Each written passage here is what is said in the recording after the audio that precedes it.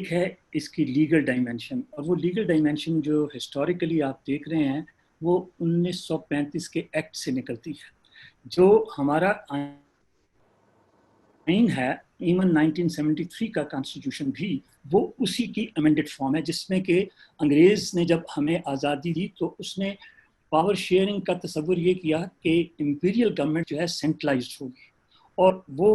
جمہوریت کے لیے نہیں ہے، وہ اچھی ایڈمنسٹریشن کے لیے ہے. اور انہوں نے ایڈمنسٹریٹر جو تھے وہ اپنے ہاں جو سول سروس جو 1860 سے چلنے کا تصور ہے ایک تو اس کو ذہن میں رکھا جائے. یہاں پہ یہ ہے کہ 1971 کے بعد خاص طور پہ جو ہے وہ پولیٹکس، اور میں سمجھتا ہوں یہاں میں چھوٹی سی ایک اور بات بھی کر دوں آپ سے کہ پاکستان کی تاریخ کا جو سب سے اکیڈیمکلی اور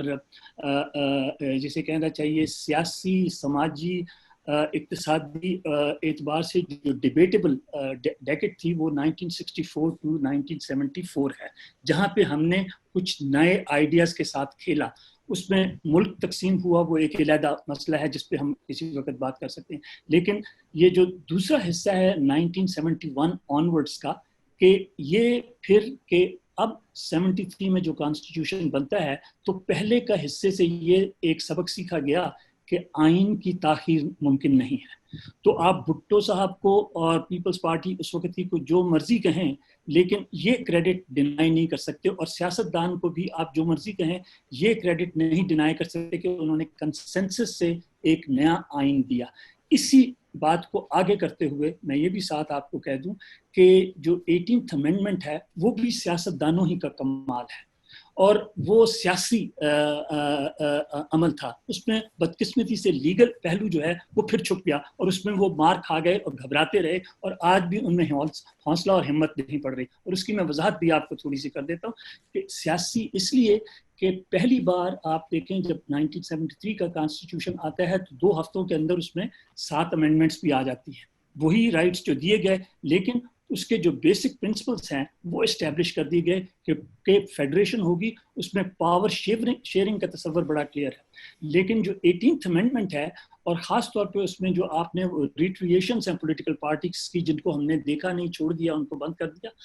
وہ بہت ہی اہم ہے. اس میں ہر سیاسی جماعت نے اپنا نقطہ نظر پیش کیا ہوا ہے. تو 18th امینڈمنٹ کو جس کو آپ دیکھتے ہیں تو میں سمجھتا ہوں ایک پیراڈائم شفٹ ان گورننس، جس کو ہم تسلیم کرنے کے لیے تیار نہیں ہیں، اس لیے کہ یہ ہے وہ مقام جہاں سے وہ کہہ رہا ہے کہ اب ہم ڈیولوشن کے لیے تیار ہیں، ڈی سینٹرلائزیشن کے لیے تیار ہیں، پاور شیئرنگ کے لیے تیار ہیں اکراس 3 لیولز، یعنی 3 لیولز ان کے اوپر، فیڈرل، اسٹیٹ اور لوکل. تو یہ تو بہت بنیادی سی چیز تھی جس کا وہ ہے. اور سیاسی میں کیوں کہہ رہا ہوں؟ سیاسی میں اس لیے کہہ رہا ہوں کہ آپ کے ہاں 18th امینڈمنٹ اس لیے ہوئی کہ چھوٹے صوبے متفق ہوئے اور انہوں نے پرسویٹ کیا بڑے صوبے کو کہ جناب آپ تمام اداروں پہ حاوی نہیں رہ سکتے. لہٰذا یہ جو سیاسی ہوا، کوئی اور اگر صدر ہوتا تو شاید کبھی بھی یہ اس کے لیے تیار نہ ہوتے کہ صدارتی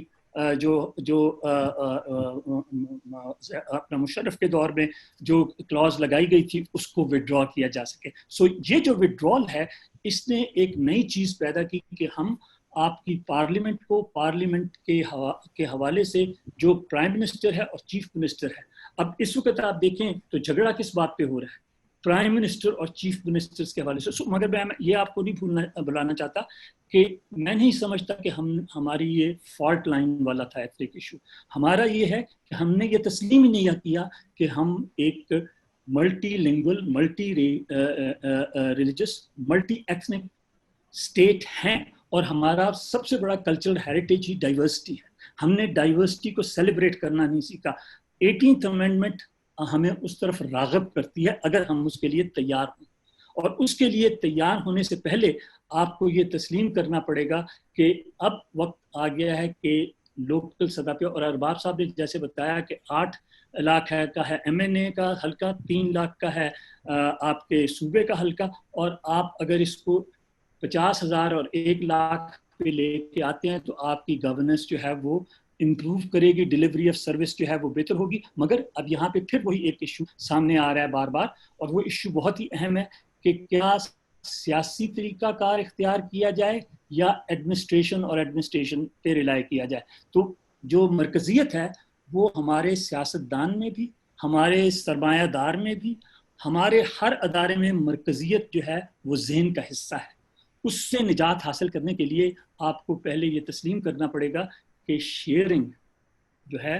پاور شیئرنگ، وہ بنیاد ہے یعنی ایک وفاقی نظام کو پروان چڑھانے کے لیے. اگر اس کے لیے آپ تیار نہیں ہوتے تو اس میں وقت لگے گا، کیونکہ یہ رویے کی بات ہے اور رویہ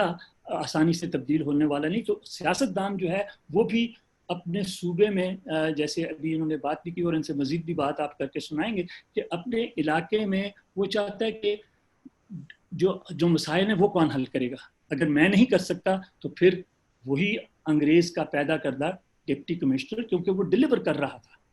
اب آپ پھر اس وقت ڈیبیٹ کر رہے ہیں کہ ایڈمنسٹریٹر لگائے جائیں گے. بابا خدا کا نام لو اور آپ لوکل باڈیز کے الیکشن کرواؤ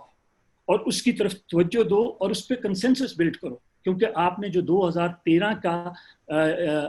بنایا ہوا ہے لوکل گورنمنٹ ایکٹ، اس میں پھر آپ نے ود وینجنس دوبارہ سے ڈپٹی کمشنر کو ریوائیو کیا، اسے کنسولیڈیٹ کیا، اسے اسٹرینتھن کیا. 2019 میں پھر ڈیبیٹ ہو رہی ہے پنجاب میں اور ادھر کہ کس طرح سے اس کو کمزور کیا جائے، مگر وہ نہیں ہو پا رہا کیونکہ جو ڈرافٹ کرنے والا ہے وہ میرا شاگرد بیوروکریٹ ہے. تو اس کو مطلب ہے آپ اس چیز کو بھی تو ذرا تھوڑا سا دیکھیں کہ یہ جو پاور ہے ڈیولوشن آپ صرف کر رہے ہیں ایڈمنسٹریٹو. ڈی سینٹرلائز کریں گے تو آپ ایڈمنسٹریٹو، فائنینشیل، اکنامک، کلچرل اور ڈائیورسٹی کو سیلیبریٹ کرنا سیکھیں گے. تو میں آپ سے گزارش یہ کر رہا ہوں کہ کسی طریقے سے ڈائیورسٹی کو سیلیبریٹ کرنے پر اور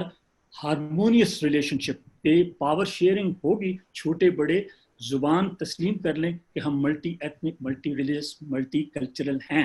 مگر مجھے پتہ ہے کہ یہ میرا مائنورٹی ویو ہے.